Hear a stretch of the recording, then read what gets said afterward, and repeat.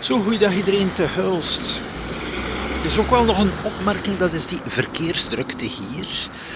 Allee, persoonlijk ben ik al lang voorstander van minder auto's in de binnenstad.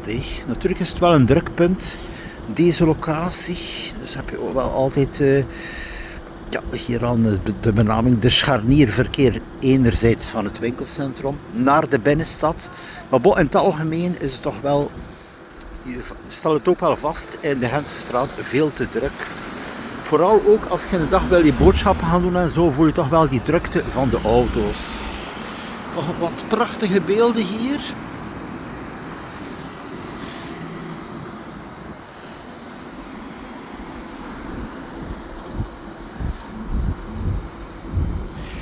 Dus ook wel opnieuw de oproep, gebruik wat meer de fiets. Vooral in de binnenstad dan constant, ja. Door de stad, door de stad met de fiets. Het is in principe 6 minuten van deze locatie naar de exit van de Dubbele Poort. Dus ja, zover is het niet, maar er is echt veel te veel verkeer.